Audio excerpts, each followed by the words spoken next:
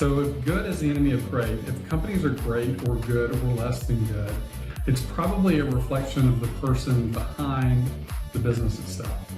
So I think we bring our personal standards to our business in many cases. So if good is the enemy of great, then fine is the enemy of fantastic.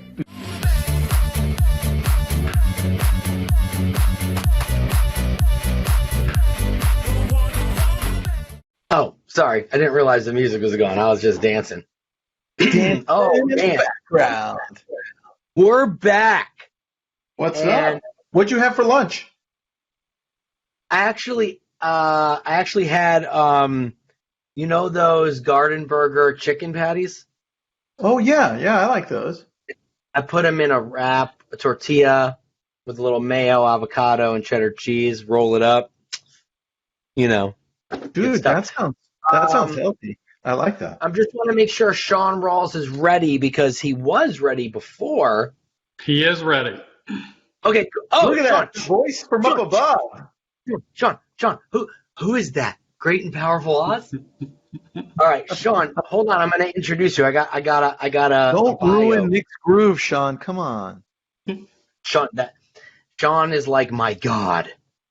You know, Shaun, who's ready? I'm ready to just spew F words for the next hour.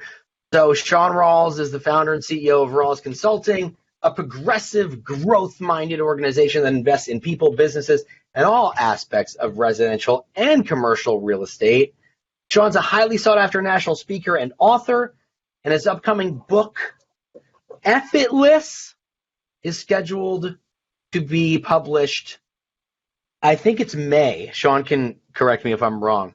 But Shaun spent 25 years working in real estate, ultimately building Atlanta's #1 residential real estate team, the Rawls Group at Keller Williams. It has over 2,000 agents producing more than $4 billion in sales. Effortless meets you at the place in life when you're ready to throw your hands up, give in, give up, and say, you know what? F it. This book, Rawls offers new meaning and purpose to the term mindset. F it by giving the reader a breakthrough transformational process to take action over giving up or giving in. And there's 18 F words in here. And everyone welcome Shaun Rawls. Shaun! Ooh, Shaun! Shaun, before you start, I know that I left people on the edge of their seat about to tell them what one of my favorite sandwiches is, because we just had lunch. Peanut butter, honey with banana. Ooh, one of my favorite. Do you put? Mine's peanut butter, banana, mayonnaise. Oh, that's an interesting Seriously. mix. I think that's the way Elvis Presley ate it. Just for the record, That doesn't make it okay, Shaun. it was his favorite sandwich, as I understand it, and that's what we grew up eating in the South. Wait, so you're like legit? No, legit. You got to try it. Peanut butter, banana, mayonnaise. It'll blow your mind. You know what else is good? My mom used to make when I was a kid, peanut butter and bacon sandwiches. I've never had one, but I've had friends that have loved those my entire life. Yeah. It's very All right, Shaun. I love that we went this route, but let's get into your book now. What? Nothing more important than food that will kill you, right? I'm hungry. I'm seeing the book in the background. When is the release date of the book? May 4th. May 4th. Did you do that because you love Star Wars or what? No, I don't. Yeah, no, right. May the 4th be with you, right? Last year, it got taken off the list in 2020. It was going to be Cinco de Mayo, if you recall. I remember. And then when COVID hit, the publishing house pulled a lot of projects and said, we're going to wait this out. So I'm back on schedule, but it's May 4th instead of May 5th this year. Well, Shaun, you know, food is an F word and fourth is an F word. Yeah. So yeah, it's a good observation, Nick. But phenomenal, as you said earlier, it is not. Just to let you know. I know. So yeah, two out of 3 ain't bad, my friend. 2 out of 3 ain't bad. Listen, you know, I do what I can. Hey, Shaun, the first question I want to ask you is, what is your favorite F word? It could be from the book. It could be not from the book. What's your favorite F word and why is it your favorite? I think it's an unfair question because I think one of the beauties of this book, and you guys have looked at it, I think the one is it depends on where you are, what F word you need, right? And I think there's just, depending on where you are, there's so many different F words to meet you where you are or get you where you want to go, that they're all favorites of mine. I mean, they're all interesting. I mean, look, like a lot of people, I think my favorite F word for a lot of my adult life is the mother of all F words, right? But the problem is we get so used to using that we really don't realize that there's a cycle there of if you can't beat them, join them. And there's a lot of people walking around and going through motions in life. And I think one of the things that I loved about writing this book is I've helped a lot of people in the real estate industry not just get their businesses better, but make their lives better. And when I reflect on that, I mean, look, we're in an industry where we serve other people to the detriment of ourselves and our own. I mean, we put other people that we don't even know ahead of the people that we love the most, and we certainly put them in front of ourselves, which is why we gain weight, which is why we develop drinking problems, go through divorces. I mean, there's just all kinds of things that are symptomatic and point to the fact that, hey, I probably need to take better care of myself. So Effortless is really about realizing that just living a life that you've kind of grown accustomed to is not necessarily living the life you want to live. And so this book, I think, gives you some pretty cool ways to kind of check yourself on that and then see what might be holding you back to kind of making some decisions and taking action on some things that really make your life what you really want it to be, because we only get one of them, right? Yes, totally. Very Agree true. with that. So everybody struggles, right? Everybody struggles. Everybody puts up with love, but not everybody can struggle and take care of themselves. And I think what I hope comes out of this book for people is to realize that we all have problems. We're all fractured in some way or another. We all beat ourselves up about mistakes that we made or the things we wish we had done or hadn't done or whatever the case may be. And this book says, look, that's okay. It's just not okay to live in that for the rest of your life. We're supposed to make mistakes. We're supposed to learn from things. And the reason we don't is we have this little thing called the ego, and the ego never wants to be wrong. And so the ego keeps covering up and keeps covering up and keeps covering up and keeps covering up and keeps covering up until the real you is so buried beneath who you are and the life that you're living that you're imprisoned and you really can't get out.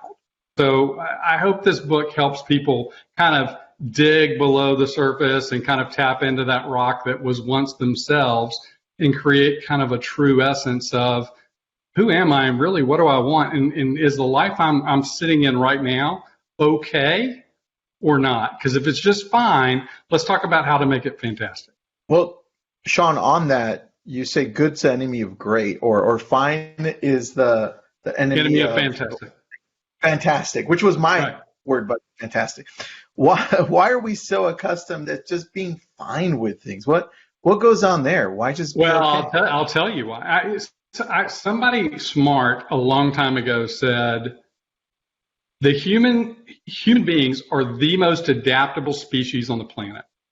And Charles Darwin said it's not the strongest of the species that survive, but the species that are the most adaptable. And so what happens is we kind of wear adaptability as a badge of honor. And the problem is we adapt to things. Most oftentimes when we use the word adapt, we're adapting to things that are less than ideal. We're adapting to things that aren't best for us. We're adapting to people that aren't the right energies for us. We're adapting to work environments because there's a paycheck involved that's not the best work environment and doesn't allow me to shine. Instead of asking questions or at least just acknowledging that and go, where in my life can I adapt to things that are better than ideal, that are better than where I'm at? What's going to pull me up? And you know, Tristan, I watch you a lot and some of the things that you talk about, and I love how you're trying to help people, but you talk about surrounding yourself with better people. You talk about being available to learn and stretch and grow and fail. because most people, if your ego's in control, we'll just stay in these little closet lives and never take any risks. And if you're not taking any risks, you're never growing. And if you're growing anyway, you're adapting to a lesser version of yourself. And I want to see people adapt to the best version of themselves. Do you have any suggestions as to how we're able to do that? Like, what are some steps that we can take to be able to get to that next level and push our ego out of the way? Yeah, well, the first thing is just acknowledging that your ego is not you, right? We've all got there's a chapter called Fix It in the book, and in that I talk about your inner voice, right? And we've all got that voice that just kind of, it's been with us our entire life, and it just says, hey, you're not good enough, or hey, you're not attractive enough, or you're not smart enough, or you're not quick enough, or you're not fast enough, or you're not resilient enough, or whatever it is. And we listen to that voice.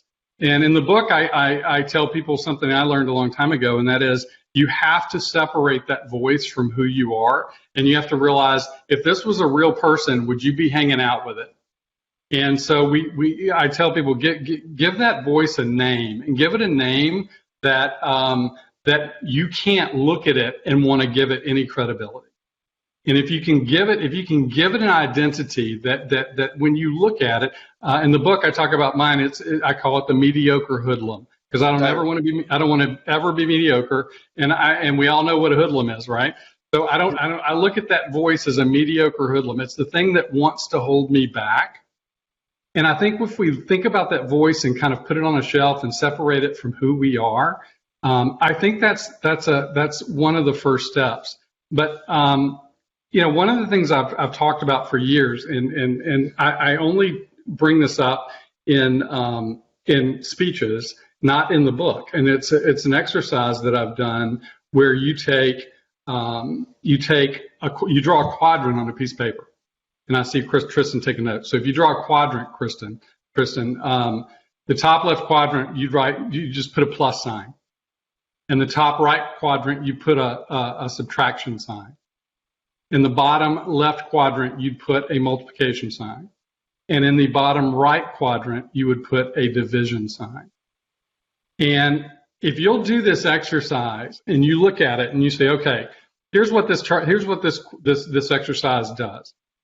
The people in the quadrant with the plus sign, the addition sign, this is the people and the tasks that you do and that are in your life that add to the quality of your life. The people in your life that add to the quality of your life, the tasks that you do that add to the quality of your life or business. The subtraction sign is the people that are in your life that take away from the quality of your life. It's also the tasks that you do that take away from the joy that you live with at your work. Multiplication quadrant, that is the people and the tasks that don't just add to the quality of your life or business, but multiply it. If the addition quadrant was good, the multiplication quadrant is great. Top is good people that add they're fine people. I like being around them. I like seeing them at the office.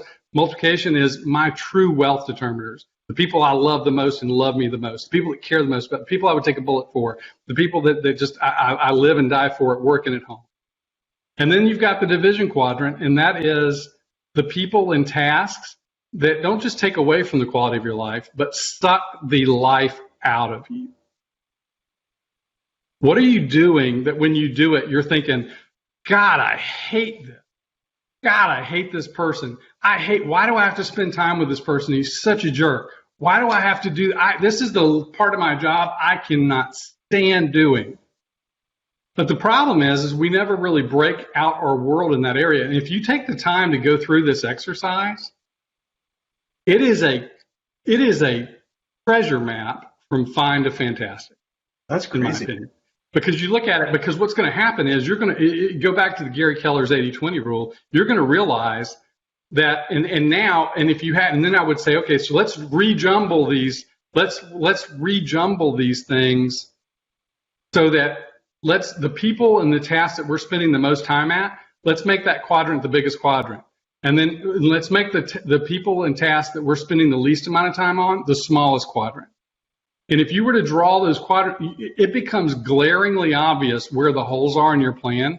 And you can see, my God, I'm spending a lot of time with somebody I can't stand. My God, I'm spending a lot of time doing stuff at work that I can't stand doing.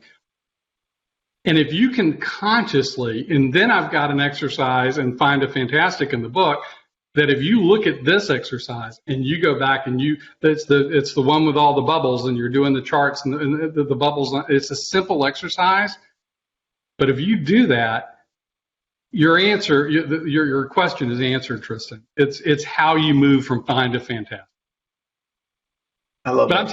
But I'm telling you, if you go through this exercise and you put names in those categories, all of a sudden you've known that there's this person that just kind of drives you crazy, but now you've given them a label. And then it's like, okay, if I've taken the time to identify it, shame on me for not putting a filter in place to block my time and take me away from it. Shaun, as long as we don't do it on a massive board in our living room, so when they walk in or see us on Zoom, they're like, yeah, well, name on the negative side? Yeah, well, what do we say? The punchline is some of the people in the division category we're related to. You know, because people say, seriously, they say, what if I'm related to somebody in that category? And go, you can't cut them out of your life, but you can sure put up some boundaries.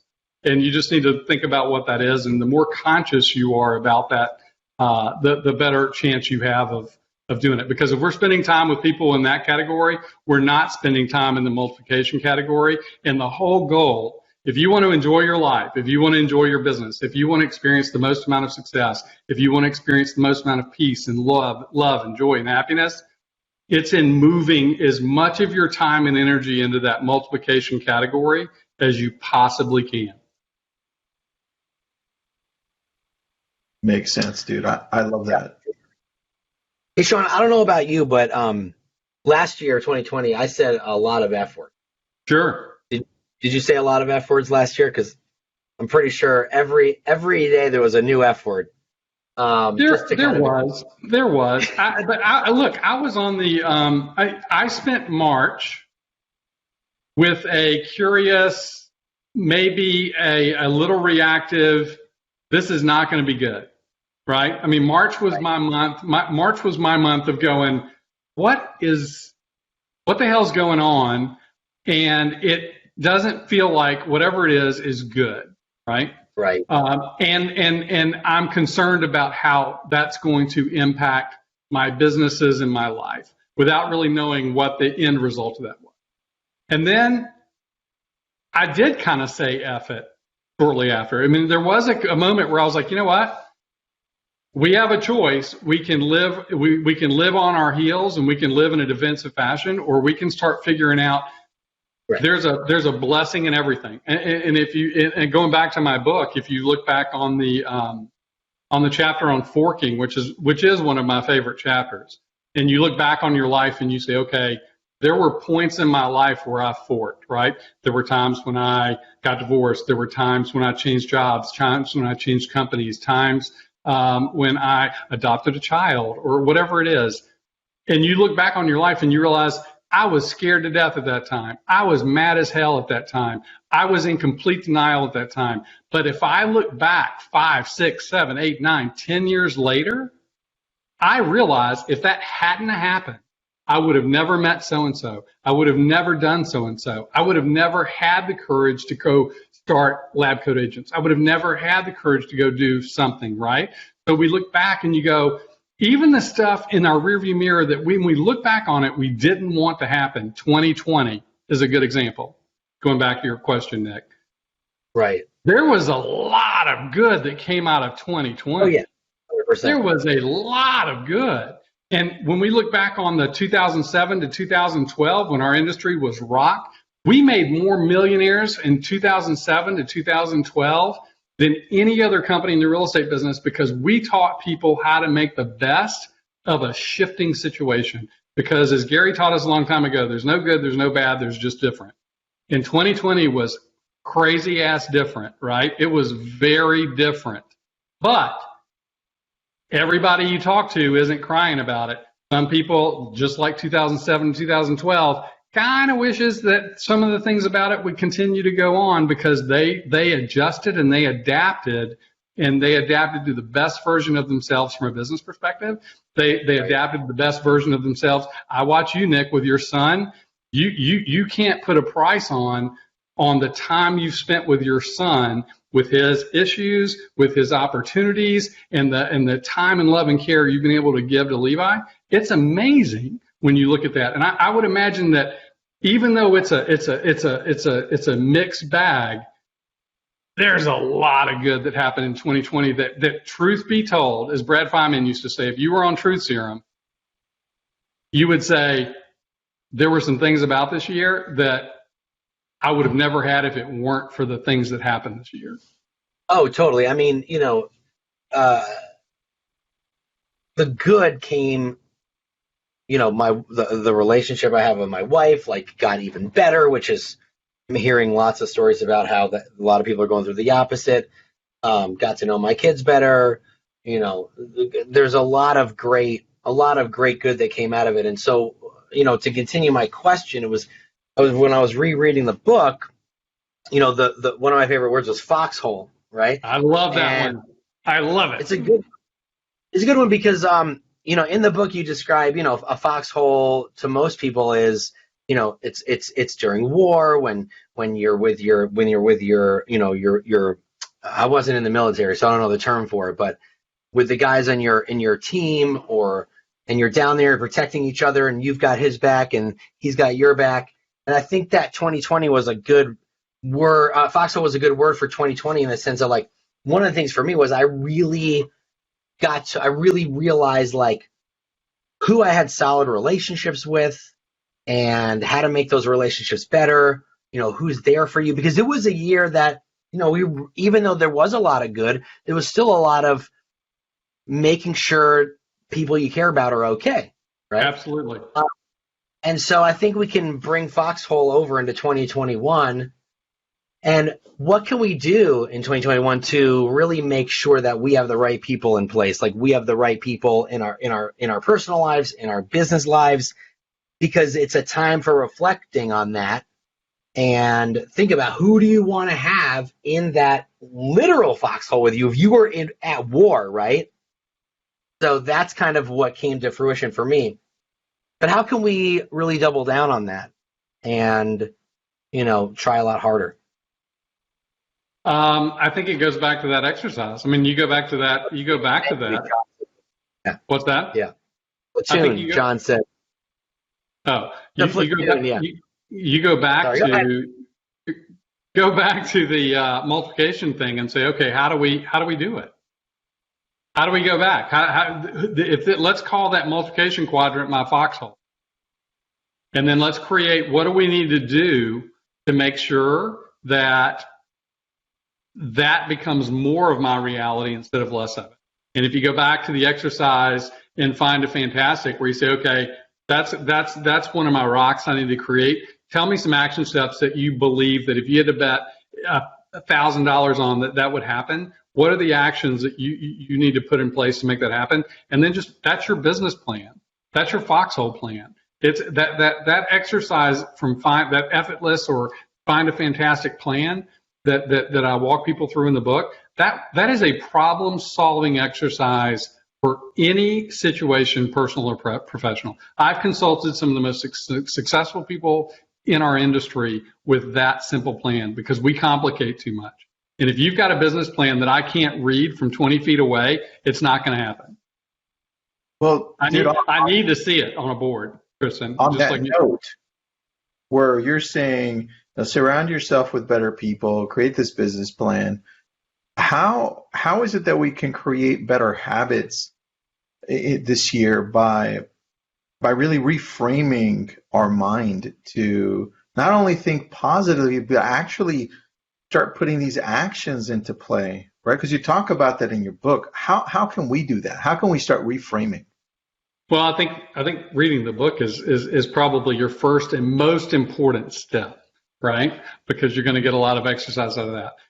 Look, you said something earlier today on one of the interviews that I've said in my entire adult leadership life, and that is, before your feet hit the floor in the morning, your day is going to go generally the way your mind is. So before your feet get up to hit the floor, before you stand up to head to the bathroom to pee in the morning, you need to think about, what do I want my day to look like? You said my son always wants to be, happy, right? So if you want to have a happy day,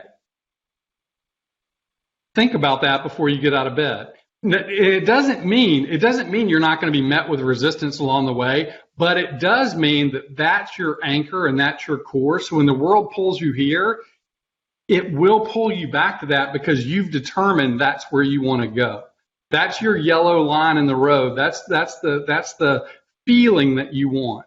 And I think we have to say, how do I want to feel today? How do I want to feel this week? How do I want to feel this month? When I end this year, do I want to be happier? Do I want to be more in love with my wife? Do I want to be more in love with my job? Do I want to be more in love with the people around me? Do I want to have less stress? Do I want to have less pounds around my midsection? What is it that I want to feel like at the end of the year? Because we respond more to feelings than anything else. And if we can tap into a feeling that we want and we're committed to, everything else shows up. Years ago, when I would go teach these classes for 2 and 3 days for Keller Williams, my son was little and he was like, aren't you nervous talking to all those people? And you're not reading, you're just talking. And how do you know what to say? And how are you scared that you're going to say the wrong thing? And I answer it the same way. And I put this in the book, and that is, before I go out to speak, before I do anything, I think about how do I want people to feel when I'm done? Do I want them to be wowed? Do I want them to be sad? Do I want them to be angry? Do I want them to be happy and relieved and excited? Whatever it is that I want, I dial into that is the end result that I'm looking for. And if I'm dialed into that, all the words show up to drive that home for me. And I don't think it's any different, Tristan, in our lives when we think, I want to be a happier person. I want to have more impact on the world around me. I want to influence more people. I want to have more love and joy. I want to do things that I love. I want to do things I love with people I love. And when you keep thinking those thoughts, it's amazing how your life and your actions and the waves around you start pushing you closer and closer and closer to that goal. And when you drift off, it's still what's pulling you back. Dude, that's a very good. Sometimes I feel, Shaun, that when Nick and I get to interview people like you, we're being coached directly. So a lot of these questions are questions we have like on the fly. And of course, we have something that we're always going back to. But thank you. That was a solid answer, bro. Hey, look, when you live out in California, so you've been to the beach a time or two, right? Yep. Okay, so it's funny with kids, right, when they get in the ocean, because kids have to learn something about Undertow, right? It's a really important lesson. It's a really important lesson to learn. Because what happens is, how many times have we gotten in the water, we're playing with our kids, we're doing all this stuff, and we go, okay, it's time to get out of the water. And you look at the beach and you think, somebody stole my stuff. Where's my towel? Where's my umbrella? And you look around and you don't see it. And all of a sudden it's like 50 yards down the beach. And you're like, we didn't even move. How did we move? We weren't even moving. We didn't swim. We were just standing there and playing. How did we move 50 yards down the beach? I think that's our life, dude. I think that's our life. We live in Undertow. The minute we wake up, if we're not focused on where our beach towel is and where our umbrella is, and we're not staying focused on where we're sitting and where we want to get out, we will get sucked way off track. Did you just come up with that? No. Okay, I was going to say that was pretty good if you just came up with that one, Shaun. No. I think it's a good analogy, because the Undertow is, we just live in it. And everybody's had that experience at the beach. Everybody's looked for their towel and thought, where'd it go? And you just didn't realize that you were moving, even when you didn't think you were moving. And I think we tend to move in a direction we don't want to go in, because we're adaptable and because the world around us, we're giving too much focus to the world around us and not enough focus to who we are and what we truly want in our life.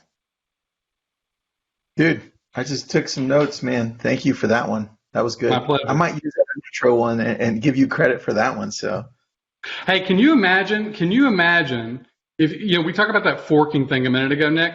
Can you imagine if 2020 happened and you guys hadn't have created LCA? Think about the impact you've had and the sanity you've likely brought to people on your platform because you did it. And can you imagine, I want everybody watching this to think about it for a second. Think, what if Lab Coat Agents hadn't been born yet and we all went through 2020? It would have been a lot lonelier road if I didn't have messages from you guys and the things that you're doing and the platform that you're creating. And I don't think and that's the cool thing about doing cool things is you really don't realize how cool they are.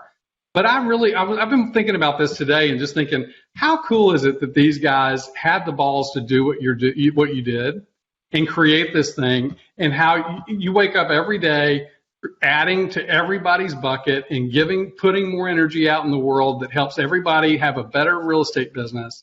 And that this whole thing today is focused on not your real estate business per se, but how to create more sanity and peace around it so that you have the life you want to live. I think it's awesome. And I'm really, look, I was there in the beginning when you guys did this, and I'm super proud of you. And I don't know that you get told that enough, but when you bring up 2020 and you think about what if you guys weren't here in 2020? What if you were just doing your own things and doing your own things in your own, giving back to the world the way you have been? It would have, I bet agents can't even imagine getting through 2020 and what that would have looked like if it weren't for you. Well, we appreciate that. That's super nice of you to say. And, we noticed that in the first half of the pandemic, we did a lot of videos. I think we had like 500,000 minutes of video views, right? And we ended, I think in the last 12 months, we had over 1 million minutes viewed, but like 500,000 minutes just between March, April, May, just between March and just like the first 3 months of the pandemic was like 500,000 minutes, which is nuts, right? Wow. And, I think people just needed that. They needed to know that, okay, we need to be pointing. We didn't know what was going on. We were just there, and I think that helps. You just got to be there. You know what, Shaun, on that point, and what Nick is saying, it's funny that we were just ready to shift as soon as it happened, like day one. We literally went on day one and said, all right, I guess we have to go on every single day for the next year. And it's like, what, every day? I'm like, yeah, dude, every single day, let's do this. And that's what we did. I know. It's been cool. One of the things that, going back to the book for a second, there's a thread in the book of,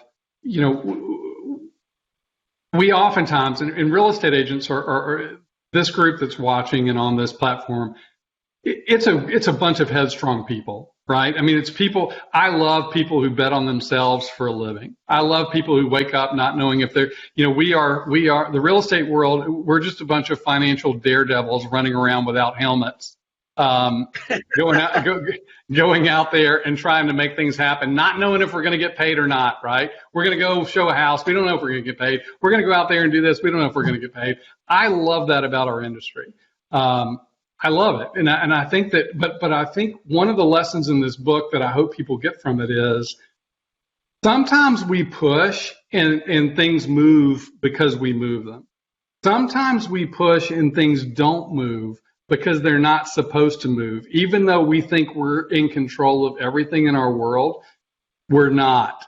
And we have to have some time and space where we recognize that the world's bigger than us, that there's a thing called the universe, there's a thing called God, whatever you want to call it, there's something that knows more about where we're supposed to go than we do.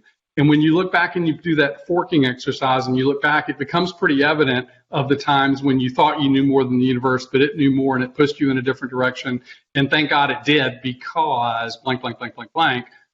And I think people have to, in the other chapter that kind of does that for me is called float, right? It's the power of doing nothing and taking some time to just be quiet and listen and feel what's going on around you and observe and kind of zoom out a little bit, because we get so caught up on what's on our screen that we don't zoom out and realize, hey, there's a whole room around this screen when I get away from it. But sometimes, and people say, well, how do you do nothing? Well, you can learn how to meditate. I got licensed to do transcendental meditation, which was a huge gift for me 6 years ago.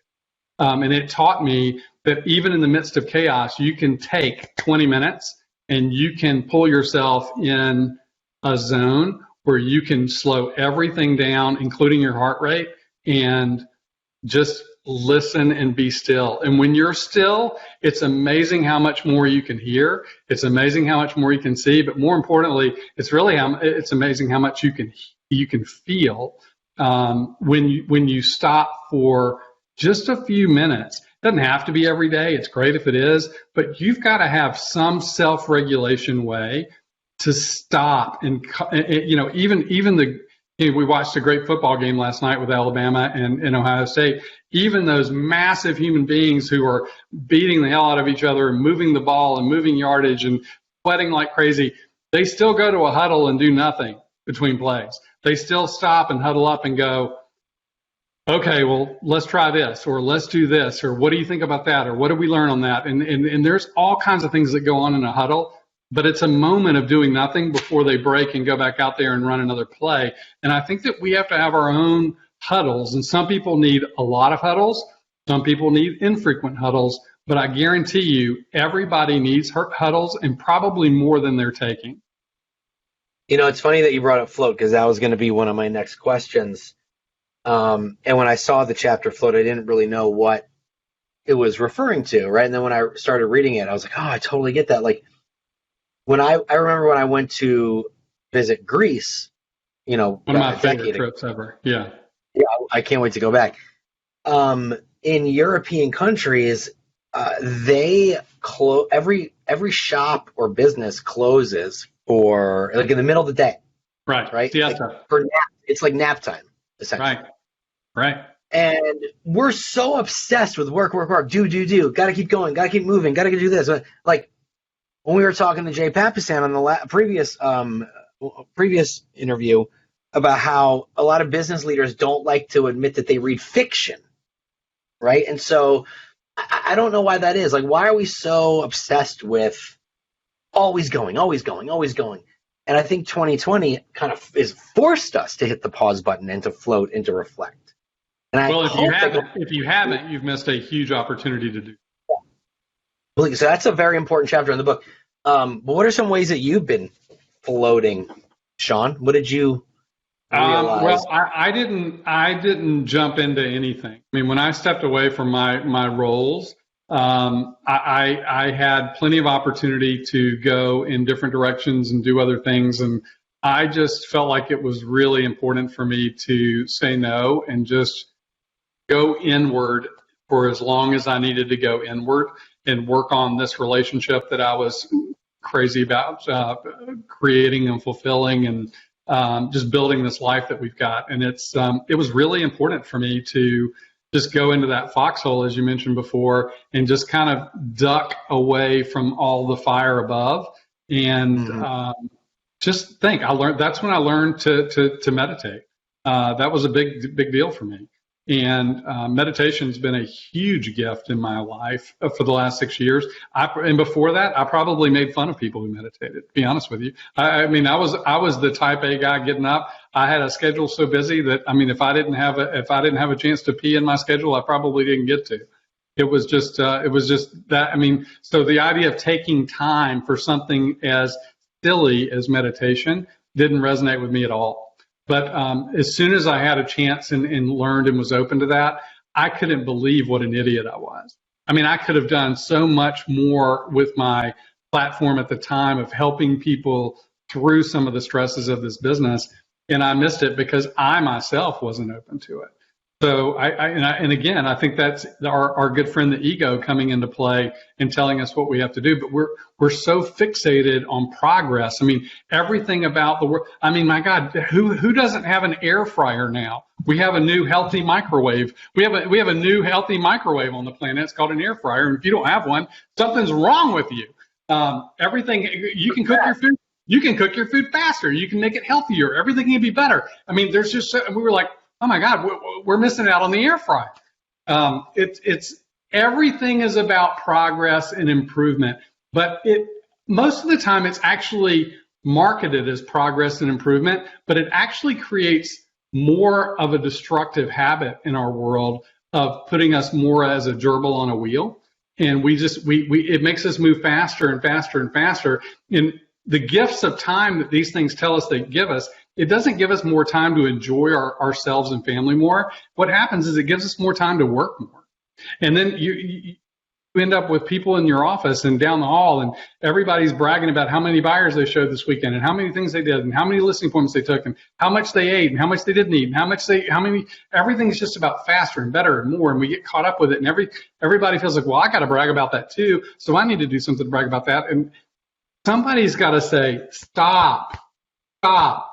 You have to find a way to balance a great business with a great life. Because if you are kicking ass in business and your home life is in shambles, you are a fraud. You're a fraud.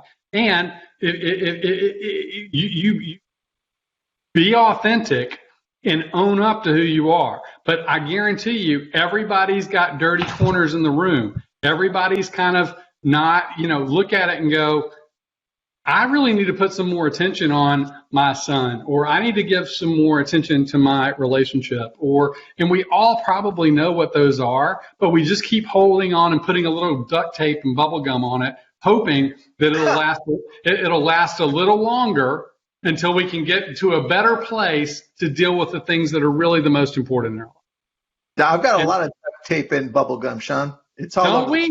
It's everywhere. And all of a sudden the water starts coming in and you're like, oh crap, more bubble gum, more duct tape, more bubble gum, more duct tape. Instead of just fixing the problem and stopping and going, I think it's time for some spackle and some real paint and some real repairs here. But I think we just keep thinking that we take advantage of the people, and we take for granted the people that love us the most and we love the most. And the problem is it becomes a bad habit, as you mentioned earlier. And we need to be really careful to make sure that we are protecting the things that bring us joy, the tasks that bring us joy, the people that bring us joy, and make sure we're focused on that and that we're not in that undertow getting sucked away from who we really want to be and the life we really want to live, because it's all ours. Every decision we make, every thought that we give credibility to, it either takes us closer to that or it takes us away from that. And it's life is not complicated until we complicate it. Valerie wants to know if you have another F word to share for 2021. Ooh, for 2021. You know what? I think that I think one of the chapters is forget. And forget is about you just, if you want to go forward in life and you want to succeed, you better learn how to pack light. And packing light means you can't carry all the crap in your backpack that's been holding you back.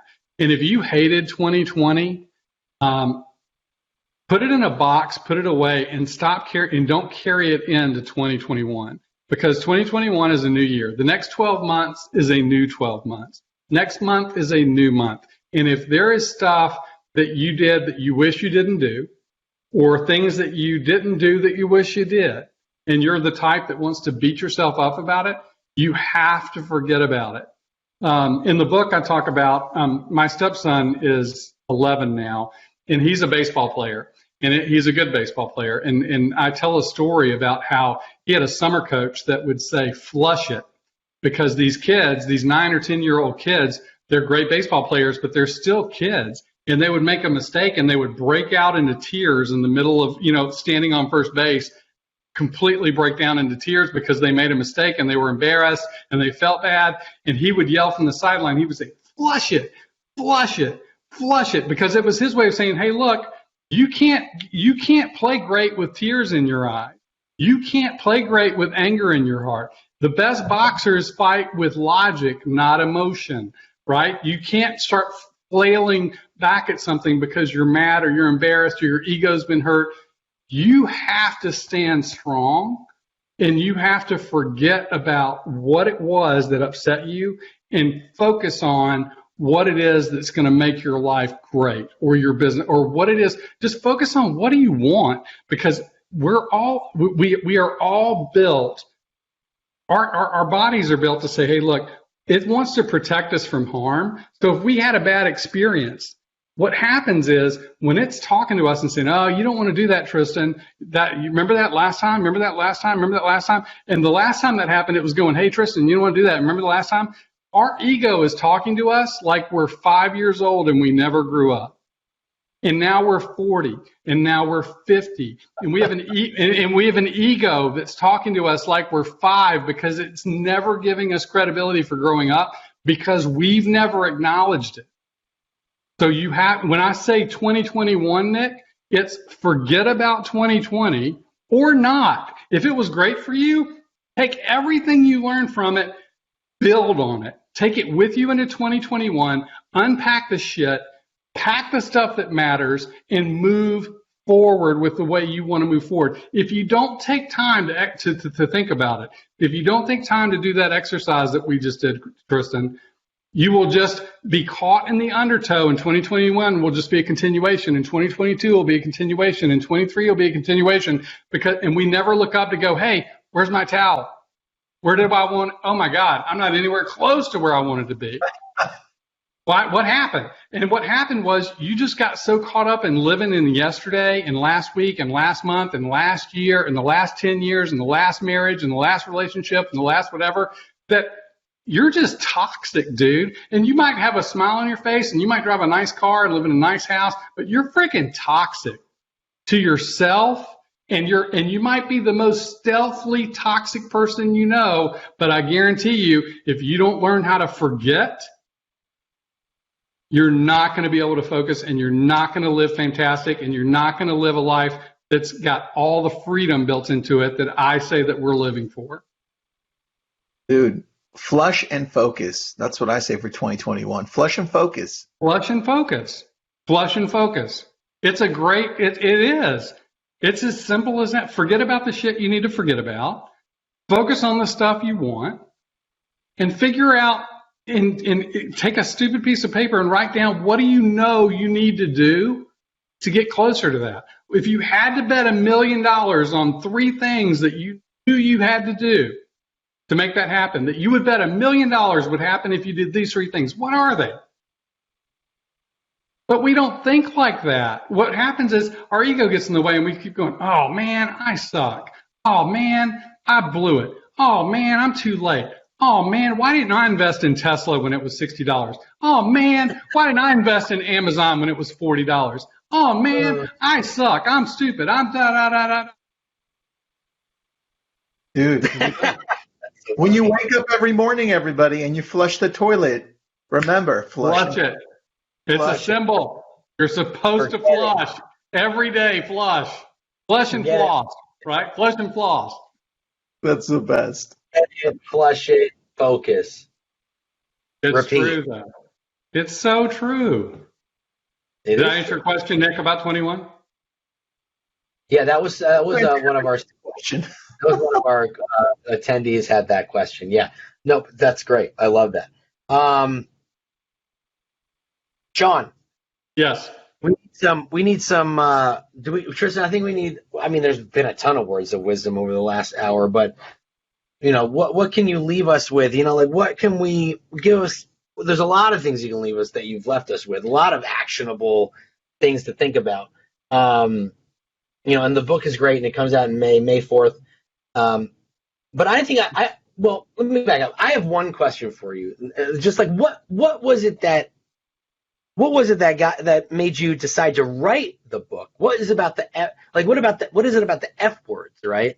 Is it because we always assume F words that F word is negative, and this is turning it on its head and making it a positive? What was it that made you? I literally woke up in the middle of the night one night, and I thought, why is the F word a bad word? Why is it considered a bad word? And it was one of those nights where I just couldn't sleep, and stupid things were coming into my head. But before you know it, I was thinking, I'll tell you why it's a bad word, because the problem is when most people say it as a way of giving up or giving in to something they don't want. I mean, that's usually what's in the truest sense of when you say F it, it's, I can't fight it anymore. I can't do it. I'm giving in. I'm giving up. And then I started thinking about change, and, people hate change, right? And do you know why people hate change?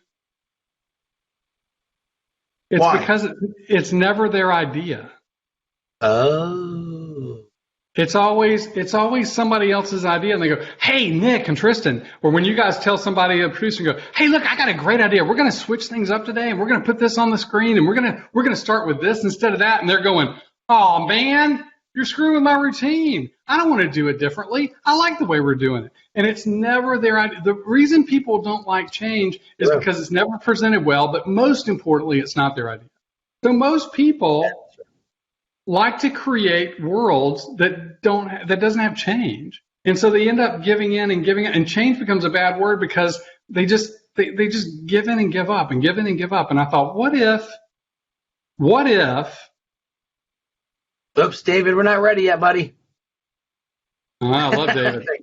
But I said, what if the F word? What if it wasn't a bad word? What if you could create change without giving up and giving in, without saying F it? What if the F word, as we knew it, the paradigm changed, and it was something like, oh my God, F word stands for freedom. F word stands for float. F word stands for foxhole. F word stands for fix it, or fine, or fantastic, or fail, or focus. I mean, on all these things, and I probably came up with 30 F words at the time. And when we got to write the book, we wrote more chapters than we ever put in here, and we just thought we needed to bring it down.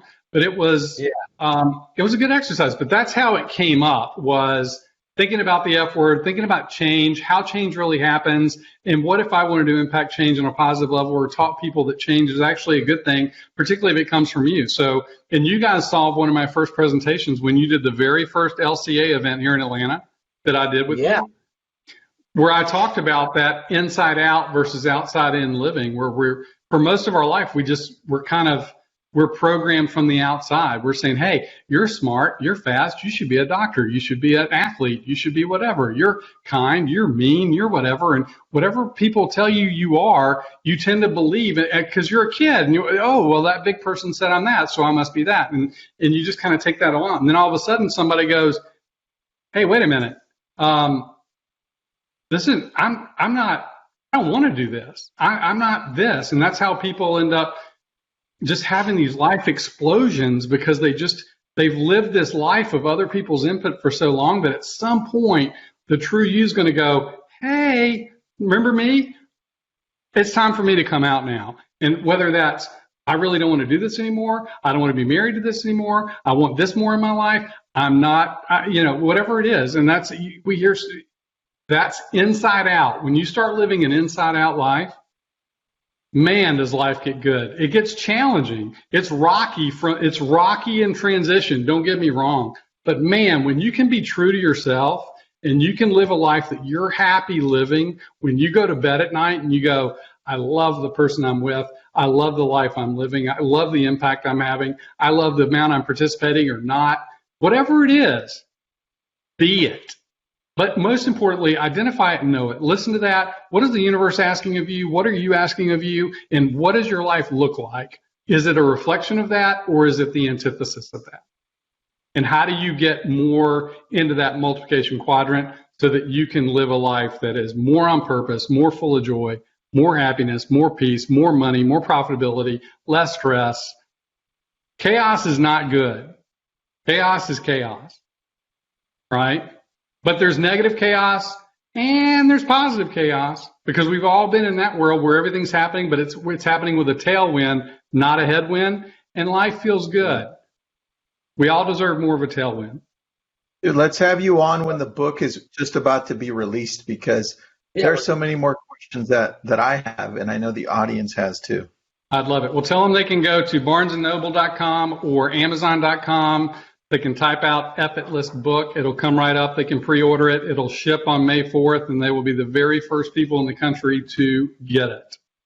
Yeah, aside from you two guys who already have a pre-advanced paperback copy. This is my second time reading it. Yeah, good. I posted your website in the chat, and they go to your website. There'll be links to Amazon right there on the homepage, or Barnes and Noble. Yep. It's a great book. Definitely get on the wait list. That way it arrives right at your house on May the 4th. Hey, listen, you guys are so awesome. I am humbled that you asked me to be a part of this, and I really hope that I've added some value to your day and the people that have been on it. And I hope I continue to do that with this book. So congratulations on all of your success.